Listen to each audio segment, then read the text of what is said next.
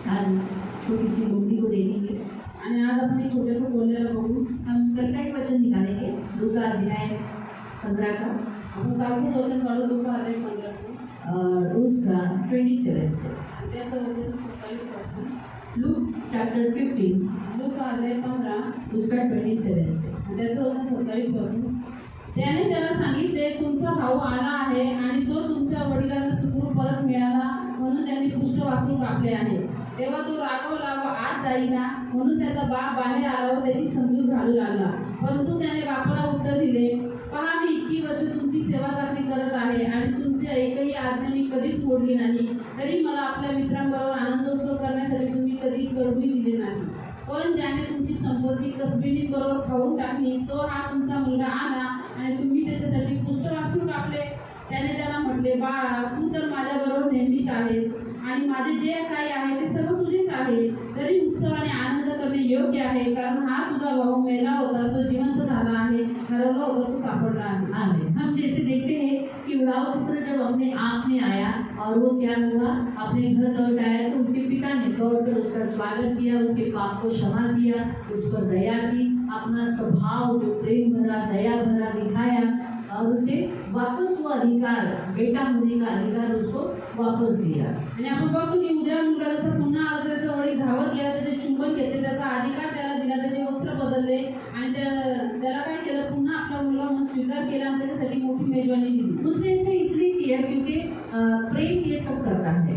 आणि त्यांनी यासाठी केलं कारण की प्रेम सर्व काही करतं। बाइबल में लिखा है प्रेम क्या है, प्रेम धीरजमंद है, धीरज, आणि उसने धीरज धरा कि वो आएगा, जरूर आएगा। आणि प्रीती धीरजवंत आहे, त्यांनी धीर धरला की तो पुन्हा येईल म्हणून। वो कृपालु, प्रेम कृपालु है आणि प्रीती कृपाळू आहे और इसीलिए उसने उसके साथ कृपालु व्यवहार किया, म्हणून त्यांच्यासोबत कृपाळू व्यवहार केला। बड़ाई नहीं मारता, आणि प्रेम स्वतःची बडाई मारत ना नाही नहीं मारता, आणि ते फुगत नाही, फूलता नहीं, फुगत नाही गलत रीति से नहीं चलता। आणि ते गैरशिस्त वागत नाही ना। तो ये सब क्यों कर पाया वो, क्योंकि वो अपने बेटे को प्यार करता था। आणि हे सर्व तो का करू शकला, कारण की तो आपल्या मुलावरती प्रेम करत होता। लेकिन इसका भाई उसे प्रेम नहीं करता था। परंतु त्याचा भाऊ त्याच्यावरती प्रेम होता करत। हम ऐसा सोचते भाई भाइयों में बहुत प्रेम होता है, आपण असं विचार करतो भाव भावामध्ये खूप प्रेम असतं, लेकिन परिस्थिति बताती है कि प्रेम है कि नहीं। आणि परिस्थिती सांगते प्रेम आहे का नाही। तो इसीलिए प्रियो हम यहाँ देखते हैं, पहली जो लोमड़ी हम देखते हैं वो है प्रेम नहीं था, अपने भाइयों के लिए उसके अपने भाई के प्रति प्रेम नहीं था। आणि पहिला जो कोल्हा आपण बघतो ते हे आहे की त्याला आपल्या भावा म्हणजे प्रेम नाहीये, तर प्रेम नसणं म्हणजे त्याला आपल्या भावाच्या प्रति प्रेम होतं। वो क्या करना चाहिए था, अरे मेरा भाई आया, खुश होना चाहिए था कि कुछ भी हो, कितने साल के बाद आया, लौट आया, ये सोचकर उसने क्या करना चाहिए था, अपने भाई को गले लगाना चाहिए था, उसका चुम्बन लेना चाहिए था, उसे घर में लेके जाना चाहिए था, लेकिन ऐसा उसने कुछ भी बर्ताव नहीं किया। इससे हमें ये मालूम पड़ता है क्योंकि उसका भाई उससे प्रेम नहीं करता था। आणि एवढ्या वर्षातून त्याचा भाऊ आला, त्याने त्याला चुंबन घ्यायला पाहिजे होतं, त्याला घरात न्यायला पाहिजे होतं, त्याचं स्वागत करायला पाहिजे होतं, त्यासोबत आनंदाने राहायला पाहिजे होतं, परंतु त्याने असं काहीच नाही केलं। ह्याच्याद्वारे आपल्याला हे समजतं की त्याचा मोठा भाऊ त्याच्यावरती प्रेम करत नव्हता। इसलिए बाइबल में लिखा है भाईचारे की प्रीति करो। आणि म्हणून बायबलमध्ये लिहिलं आहे की बंधु प्रेम टिकून राहा। हम मसीह हैं, हम एक ही घर के हैं, हमारे जो चर्च के आपस में जो है और अपने घर में भी हम आपस में मिले जुले रहना चाहिए। जो निर्बल है, कमजोर है, पाप कर रहे हैं, उनसे क्या करना चाहिए, भाईचारे का यानी मसीहत का प्रेम करना है। आणि आपण ख्रिस्ती आहोत, आपण एकच घराचे आहोत म्हणून आपण मिळून राहिले पाहिजे। जे लोक पाप करतात, निर्बल आहेत, आपण त्यांच्याशी काय केलं पाहिजे, प्रेम केलं पाहिजे, बंधू प्रेम केलं पाहिजे। दूसरा हम देखते हैं कि इसने क्या करना चाहिए था, इसने दया सिखाना चाहिए था, जैसे उसके पिता ने उस पर दया दिखाई। आणि दुसरा मुद्दा आपण बघतो की आणि त्याने दया दाखवायला पाहिजे होती, जशी त्याच्या वडिलांनी त्याच्यावरती दया दाखवली। ये निर्बल, आज इसकी हालत इतनी बुरी हो गई, बाप रे कितना गंदा मैला हो गया, अरे अरे ऐसा बोलकर उस पर दया करना चाहिए था। बाइबल में लिखा है कि लूक अध्याय 6 उसके 36 में लिखा है, तुम्हारा पिता दयावंत है, इसलिए तुम भी दयालु हो जाओ, दयावंत बनो। आणि लूका अध्याय 6 त्याच्या 36 मध्ये लिहिलेलं आहे की तुमचा स्वर्गीय पिता जसा दयाळू आहे तसे तुम्ही दयाळू बना। आप इस अपने खुद के पिता को देख रहे हैं कि वो अपने भाई को दया कर रहा है, यानी उसके बेटे को वो दया कर रहा है। आणि आता हा स्वतःच्या वडिलांना बघतो की हा त्याच्या भावावरती म्हणजे त्याच्या स्वतःच्या मुलावरती तो काय करतोय, दया करतोय। तो उसने क्या करना चाहिए था, दया करना चाहिए था, तर त्यांनी काय करायला पाहिजे होतं, दया करायला पाहिजे होती, लेकिन उसने दया नहीं की। त्याने दया नाही केली। तो इसने क्या किया, दया होने के बजाय, करुणामय होने के बजाय, प्रेम करने के बजाय वो कठोर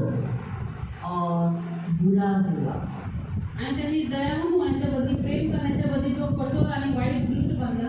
तो इसका मतलब आज की जो लोमड़ी है हमें क्या करता है, हमारे जीवनों में जो लोग पाप करते हैं, जो गलतियां करते हैं, उनके ऊपर दया करने के बजाय, प्रेम करने के बजाय, करुणा करने के बजाय वो क्या हो जाते, अपने आप को कठोर कर लेते उस व्यक्ति के लिए, आणि आजचा यानी जो बोलणं कठिन बुरे कर लेते.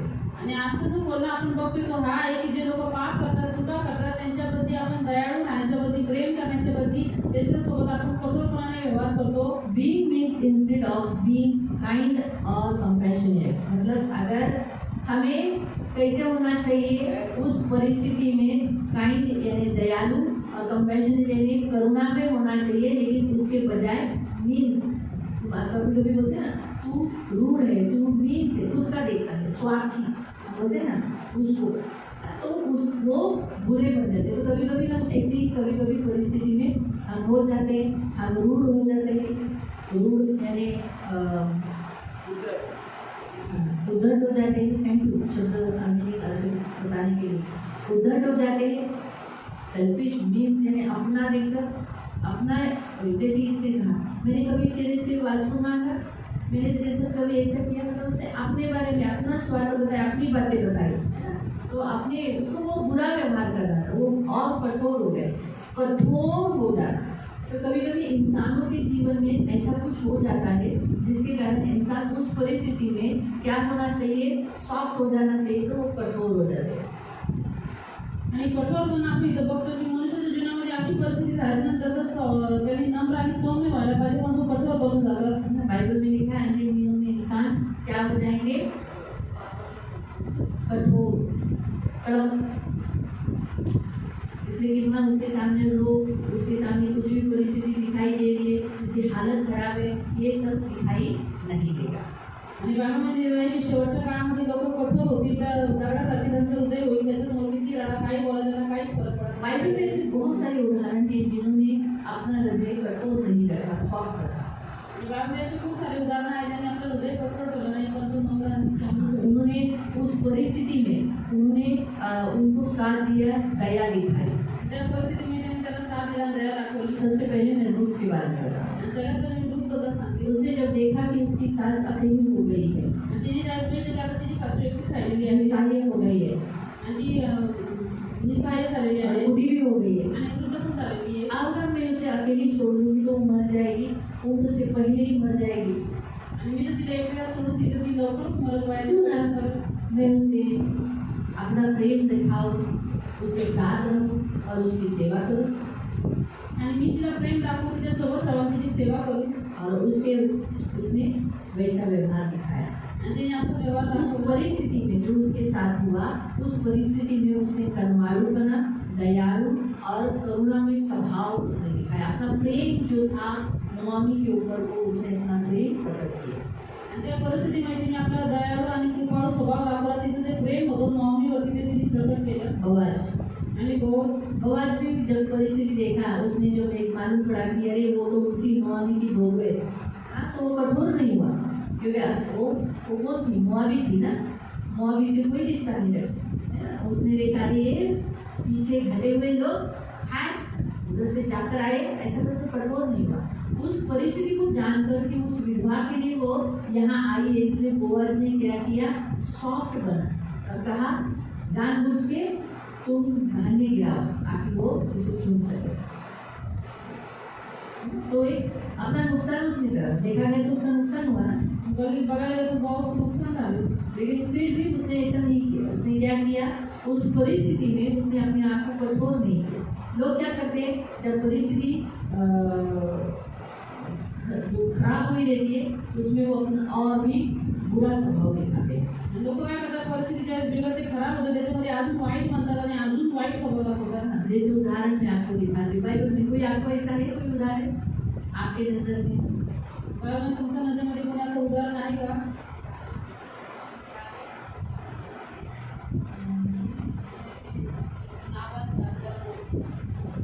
मैंने नाबाल निकाला है और दूसरा अबशालोम निकाला. नाबाल आणि अबशालोम.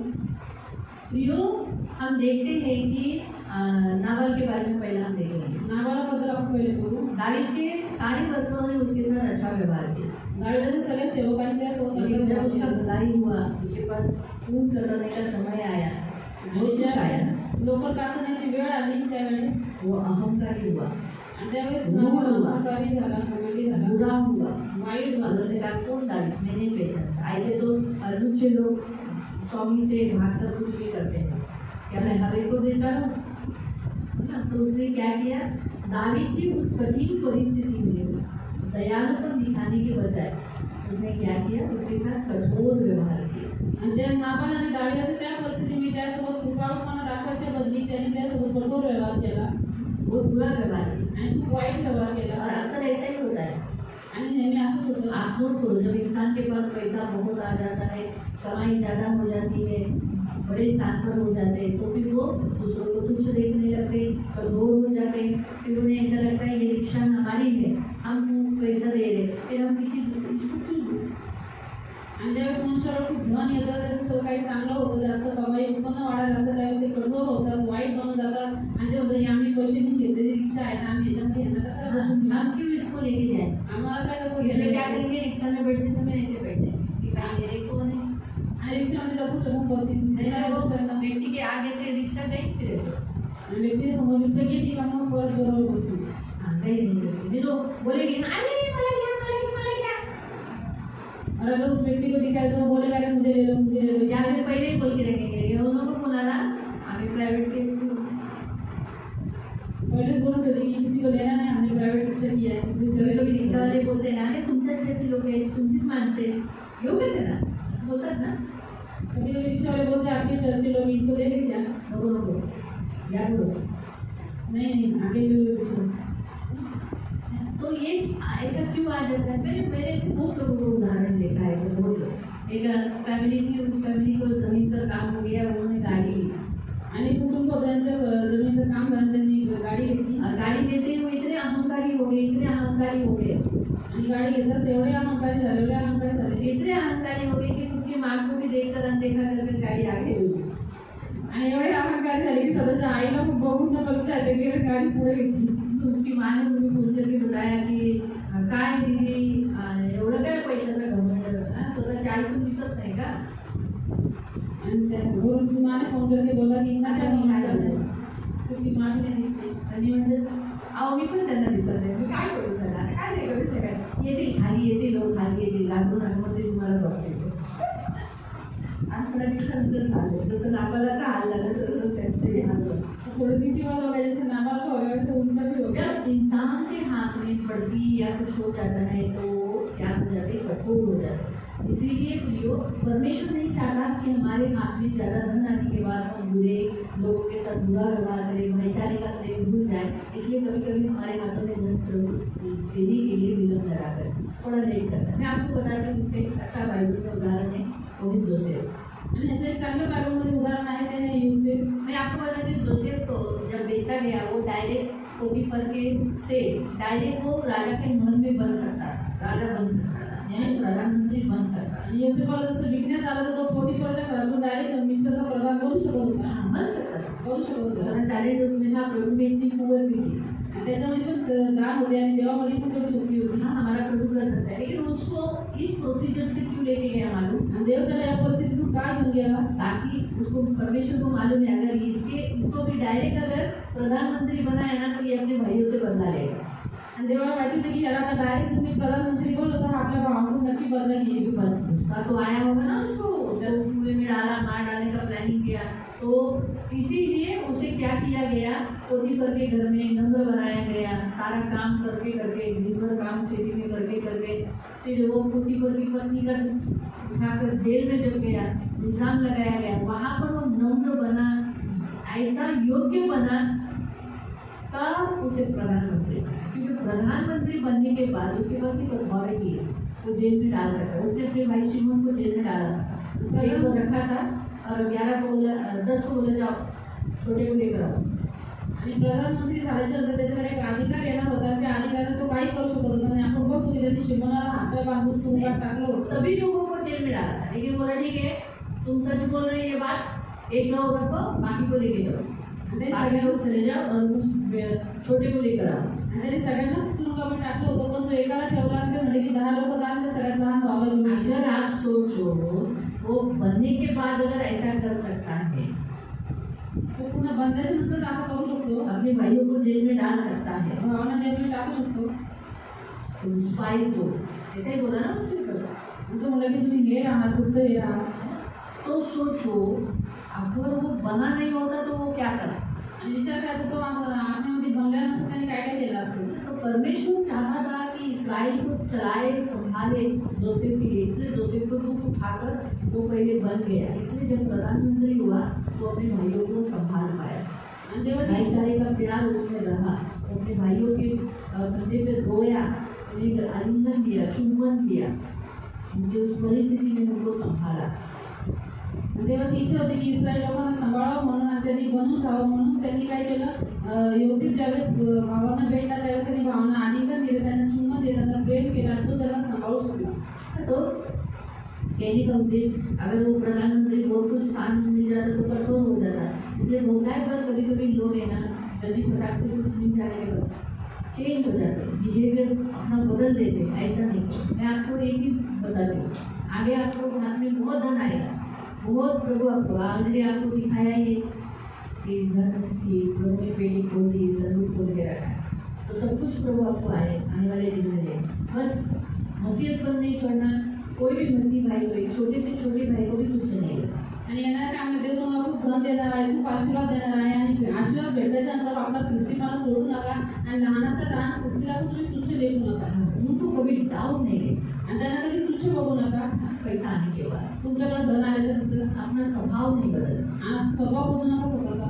ये बात प्रभु हमें यहाँ बताता है. आणि ही गोष्ट प्रभू आपल्या इथे सांगतोय. दूसरा हम देखते अबशालोम. आणि दुसरं आपण उदाहरण बघतो अबशालोम. दूसरे सैमुएल के 15 से लेकर 18 तक आप पढ़ सकते हैं कि ये उसके जीवन में जो परिस्थिति हुई, उस परिस्थिति में वो अपने भाई के ऊपर, अपने पिता के ऊपर करुणा करना चाहिए, दया करना चाहिए.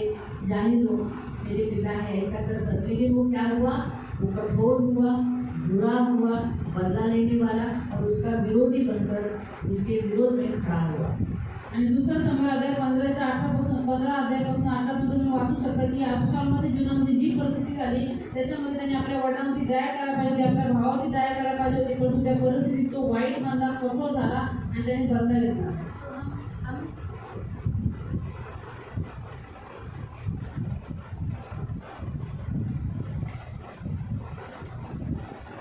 देखते हैं इस बात को कि प्रियो अबशालोम बहुत बुरा और कठोर हुआ. कठोर यानी आप सोचो कि उसने योआब की खेती जलाई, पिता के साथ कैसा बुरा व्यवहार किया, उसका सिंहासन भी ले लिया. आणि आपण बघतो की अबशालोम खूप कठोर झाला. योआबाचं शेत जाऊन टाकलं, वडिलांशी वाईट व्यवहार केला आणि इतकं की त्यांनी राजाचं सिंहासन हिसकून घेतलं. तो इसे हमें परमेश्वर यहाँ सिखाता है. कभी कभी हमारे जीवनों में भी, अभी इस व्यक्ति को भी देखो, एक खुश होना चाहिए था, मेरा भाई आया बोलकर आनंद करना चाहिए था, गले लगाना चाहिए था. ठीक है, नहा धो के गले लगा लेना, ऐसा तो सही, लेकिन गले लगाना चाहिए था, अपने घर लेके जाना चाहिए था. मेरा मरा हुआ भाई आ गया, लौट कर आया, बहुत सारा, लेकिन वो क्या हुआ, कठोर हो गया.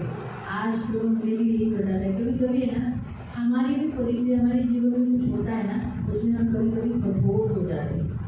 आणि जसं आपण बघतो की या मोठ्या भावाला पण काय करायला पाहिजे, आपला भाऊ आला तर त्याला चुंबन द्यायला पाहिजे, गळ्यात लागायला पाहिजे, त्याचं प्रेम करायला पाहिजे, परंतु काय झालं, तो कठोर बनला. तर प्रभू आपल्याला आज हे सांगतो की आपल्या पण जीवनामध्ये कधी कधी अशा परिस्थिती येतात त्याच्यामध्ये आपण पण कठोर बनून जातो. हम दयालु होना चाहिए आणि आपण दयाळू असले पाहिजे. प्रभु चाहता है कि हम काइंड हो, हम सॉफ्ट हो, हम कठोर नहीं हो. प्रभु ने कहा मैं तुम्हारा हृदय सॉफ्ट करूँगा, पत्थर सा हृदय निकालकर मांस में हृदय बिठाऊंगा. तो प्रभु चाहता है हमारा हृदय कैसा हो, सॉफ्ट. अभी सॉफ्ट हो, पत्थर सा हृदय, प्रभु ने कहा, ये वचन मालूम है ना आपको, कहा है मैं तुम्हारे अंदर से पत्थर सा हृदय निकालकर मांस में हृदय बिठाऊंगा. इसीलिए मैंने ये वचन तो हे एजेकेमध्ये आहे. तो प्रियो यहाँ पत्थर सा हृदय यानी मैं आपको बताती हूँ.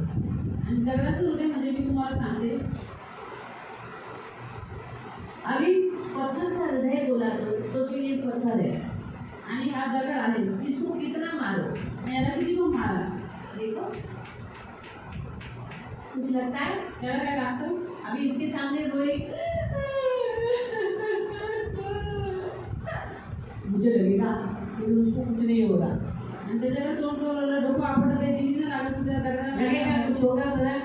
काही क्योंकि वो पत्थर है, का काही तो दगड आहे लेकिन यही अगर आणि हे जर अगर मैं एक मांस को आणि हे मांस अभी सोचिए ये मांस है, आणि हे मांस आहे बराबर है, अगर इसको मैं ऐसा मारूंगी लागला लागलं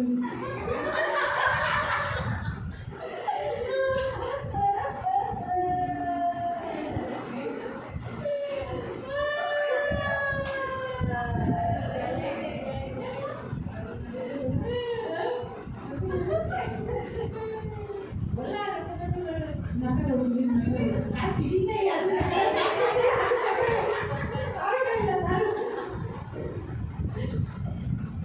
ताकू समझा मांस को अभी देखो खुद के मांस को चमड़ा चिमटी लो दर्द आएगा, स्वतःच्या मांसाला चिमटा घेतला तर दुखतं ना आपल्याला दर्द आता है ना, फील आपल्याला हाँ ये आना चाहिए. आणि हे फिलिंग्स यायला माझ्या भावनेला कठोर यानी पत्थर प्रभु नहीं चाहता. हमें क्या आना चाहिए, हमारे सामने होने वाले सभी बातों को लेकर अरे हाँ हम दयालु होना चाहिए. आणि आपल्या समोर जेवढ्या गोष्टी वाईट करतात त्याच्याबद्दल आपल्याला दया आली पाहिजे, आपल्याला फिलिंग्स आले पाहिजे, आपण कठोर नाही राहिले पाहिजे. मैंने कल एक वीडियो देखा, ट्रेन में दो औरतें चोरी कर रही थी, तिने काल व्हिडिओ बघितला त्याच्यामध्ये ट्रेनमध्ये 2 स्त्रिया चोरी करत होत्या. उसको पकड़ा, त्यांना पकडलं बहुत बुरी रीति से मार रहे थे. आणि खूप वाईट बात होते. औरतें तो मार रही थी, आदमी लोग भी. मुझे वो ठीक है, चोरी किया गलती की ऐसा ही है, लेकिन थोड़ा सा अच्छा नहीं लगा उसको मारा, पुलिस में दे देने का. मेरा ऐसा मतलब था आप मारो तो औरतों ने मारा थोड़ा बहुत मार के पुलिस में देना चाहिए, पुलिस आने तक पकड़ के रखना चाहिए, ऐसा मारना नहीं चाहिए क्योंकि वो बहुत जोर से मार रहे थे. तो उसको बोलने भी नहीं दे रहे. अभी क्या मालूम वो सच्ची वीडियो उन्होंने किया नहीं किया वो भी मालूम नहीं. तो कहने का उद्देश्य फीलिंग आनी चाहिए, अरे हम बोला हाँ ऐसा ही होना चाहिए, मारो उस बच्चे थोड़ा होना चाहिए, ये नहीं होना चाहिए, कठोर नहीं होना चाहिए. क्योंकि हमें भी अगर हमारा कोई लोग गलती से भी किसी के पॉकेट में कुछ डाल देते हैं, कुछ चोरी की रहती दूसरे के पॉकेट में डालते हैं, काय लोक स्वतः चोरी करतात दुसऱ्याला टाकून देतात. ऐसा भी होते हैं. लेकिन सच्चाई मालूम होनी चाहिए ना, हाँ वो किया है कि नहीं किया है. सत्य माहिती असलं पाहिजे ना, केलंय का नाही केलं तुम्ही. तो प्रभु हमसे यही चाहता है कि हमारा पत्थर सा हृदय नहीं होना चाहिए, प्रभूची इच्छा आहे की आपलं दगडाचं हृदय नसावं. हम सॉफ्ट हो. आपण हमारे सामने कोई दुखी है, रो रहा है, दर्द से गुजर रहा है, कष्ट से गुजर रहा है, कुछ नहीं, प्रैक्टिस एकदम हंसी नहीं है, दर्द नहीं, हाँ एटलीस्ट प्रेयर करें, हम सपोर्ट प्रार्थना का जरूर करें, हम उसकी मदद करें, उसको शब्दों से सांत्वना दें, हाँ हाँ ठीक है करके ऐसा प्रैक्टिस करें. तो हम यही कहते हैं. अभी जैसे नाबाल वो कठोर हुआ, क्या हुआ उसका हाल, महाबळ कठोर झालं, काय झालं त्याचं. मर गया. मेलं. अब शालम कठोर हुआ, उस परिस्थिति ने उसको कठोर किया, क्या हुआ. हाँ? बहुत से पुरुष अपने पत्नी के साथ बुरा व्यवहार करते हैं, बहुत बुरी रीति से. आणि खूप सारे पुरुष आपल्या पत्नीवर वाईट व्यवहार करतात, कठोरतेने. फिर क्या होता है, का बुराई लोगों के साथ होता है ना, आखिर में सेवा वही स्त्री उनकी करती है. स्टुडंटचं बहुत वाईट होतं आणि तीच स्त्रियांची सेवा करते. कितने लोग अभी एक भाई ने भी अपनी को रात को 2 बजे घर से बाहर निकाला. तो बाहर कहाँ रहेगी रात को. आज के ज़माने में रात भर जवान कोई लड़की को औरत को बाहर निकाल, कोई फीलिंग नहीं. मैंने उसको बोला तू तेरे पिताजी को बोल दे, क्योंकि पुरुष सिर्फ पुरुष को डरता है, तुम लोग दोनों औरतें हैं इसलिए वो डरता नहीं है. तुम्ही घरामध्ये तुम सगळे सब छुपा के रखोगे तुम्हारे पिताजी से, तुम बताओ तुम्हारे पिताजी से, जो होगा सो होगा. क्योंकि कब तक ऐसा मार खाएगा तुमको बाहर निकाले जाएगा. अच्छा नहीं ना, वो भी गाँव में फाड़ के बाहर खड़ा कर शोभा देता है क्या. कितना तक वो कपड़ा छुपाएगी. रात के 2 बजे बाहर निकाला, कोई आया क्या, ये तो 10 रुपये के रोटी के जैसे सो गए, इनको क्या किया. तो एकदम इंसान क्रूर हो गए. आणि मनुष्य एकदम क्रूर झालेले. अरे ये मेरे लिए दी गई है ना, अपना घर छोड़ के आई थी, मेरी माँ है, मैं मेरे माँ के साथ ऐसा व्यवहार नहीं करना चाहिए, मेरी पति के साथ ऐसा व्यवहार नहीं करना चाहिए. तो कहने का उद्देश्य आज प्रभु नहीं चाहता कि हम कठोर हो जाए. परिस्थिति है, तुमको दारू पीना है तुम दारू पियो, लेकिन घर के लोगों को तकलीफ मत दो, कठोर मत हो जाओ. तुम पीना है क्यों, पी के मरो, लेकिन घर के लोगों को तकलीफ, किसी और को सफर होना। मी कोणाला त्रास देण्याला शिकवू नका. कठोर न हो, परिस्थिति में कठोर मत हो. त्या परिस्थितीमध्ये कठोर बनू नका. हर परिस्थिति कैसा होना चाहिए कि सामने वाले की फीलिंग समझने चाहिए. आज मेरे कुछ गलत काम से इनको दर्द होगा, आणि आपण कशा असले पाहिजे, आपल्या समोरच्या व्यक्तीच्या भावना समजल्या पाहिजे. आज मी वाईट काम केल्यानंतर समोरच्या व्यक्तीला दुःख त्याला त्रास होतोय. तो आज हमें भी प्रभु यही कहता है, क्या हमारे अंदर भाईचारे का प्रेम है, प्रभू आपल्याला आज हे सांगतो का आपल्यामध्ये बंधुप्रीती आहे, क्या हम दयालु हैं, आपण दयाळू आहोत का, हमें दया आती है जरूर, आपल्याला कोणाची दया येते लवकर, करुणा में है आपण कृपाळू आहोत, या हम कठोर अभी भी हमारी परिस्थिति के अनुसार हम कठोर हो गए, आणि आपण परिस्थितीनुसार कठोर झालोय, कडक है, कडक आहे हृदय एकदम.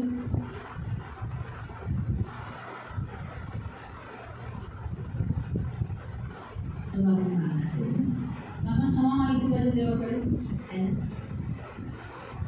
नहीं हमें से नहीं, हम भी करते हैं, कभी कभी कठोर हो जाते हैं, आणि आपण मग कठोर बंद केलं. परिस्थिति कभी कभी हमें ऐसी कठोर कर देती है, तो हम सोचते हैं काय करायचं हा माणूस असाच आहे, सोड असाच राहा, तो न कठोर नको करू. परिस्थितीमुळे आपण कठोर बनून जातो. हम फिर भी क्या करना है, दया करना है. प्रभु चाहता है कि हमारा अब वो परिस्थिति से हम बदलने नहीं चाहिए, आणि परिस्थितीमुळे आपण बदललं नाही पाहिजे, आपण दया केली पाहिजे. परिस्थिति आने के बाद अब आप माफ़ी मांगते समय आप ये भी कहना है, प्रभु आगे आने वाले आशीषों में मैं कठोर नहीं बनूंगा और अहंकारी नहीं बनूंगा, आपके बच्चों को कुछ नहीं देगा. प्रभु आपको ये जो स्रोत बोला है वो नहीं करेगा, क्योंकि प्रभु अमीर हमको क्यों नहीं करता मदद, क्योंकि प्रभु बिल्कुल नहीं चाहता हम नाश हो जाए, हम उससे दूर हो जाए. प्रभू आपल्याला का श्रीमंत करणं आहे की प्रभूची बिलकुल इच्छा नाही आपण नाश व्हावे, आपण देवापासून लांब जावे. क्योंकि पैसा एक ऐसी बुराई की जड़ है जो इंसान को बिगाड़ देती है.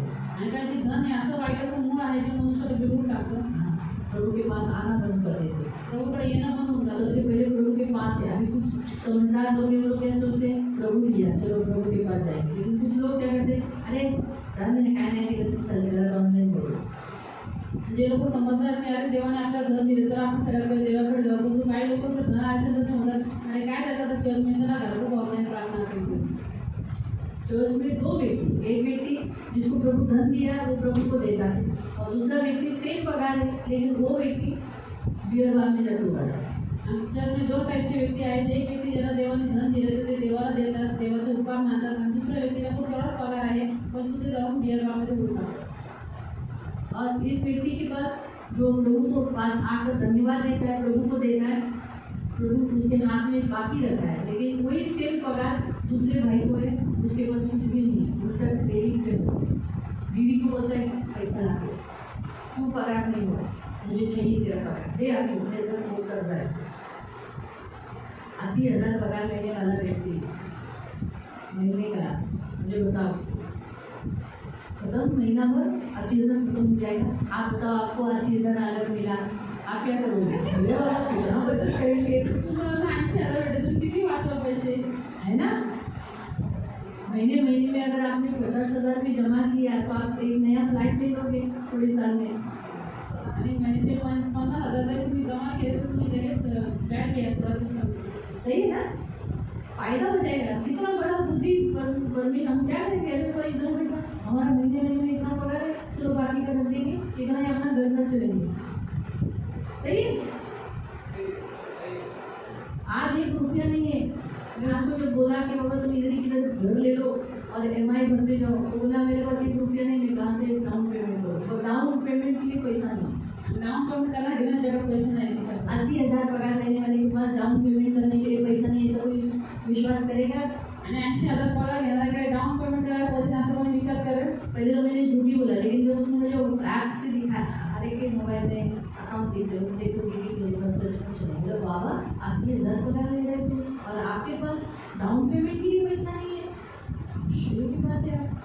आपका घर कभी बनेगा, आपका घर तो बनेगा ही नहीं. मेरा आणि दीदी मला तुमचं काहीच घर नाही म्हणणार. उधर ही बैठी थी जिधर अलका बैठी थी. आणि 8 जिथं बसते तिथं बसली होती. है ना, और एडवाइस लेने के लिए आते हैं. मालूम ही नहीं है, जो एडवाइस देंगे सुनेंगे नहीं तो फिर अभी इस बार में बोला नहीं आना आणि जे काय सल्ले होते ते ऐकायला दीदी मला यावेळेस येऊ नका बिलकुल. नहीं आना।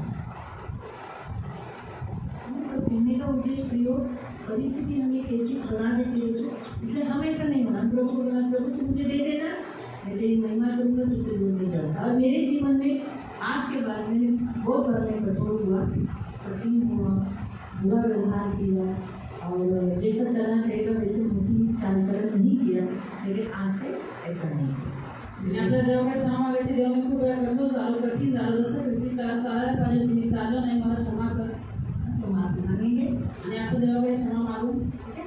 माफी मांगने के बाद फिर हमारी प्रार्थना भी प्रभु के सामने प्रस्तुत करेंगे। हम जो चाहते हैं, हमने जो विषय रखा है वो विषय भी प्रभु के सामने रखेंगे। हमारे पवित्र तिरुनाम में फिर भी विदा प्रभु यीशु के नाम से प्रभु हम आपके सामने रखते। प्रभु हमारी इस लोगों को जो कठोरता है उसे हम पकड़ते हैं प्रभु, और हमारे अंदर से निकल जाने की आदत है।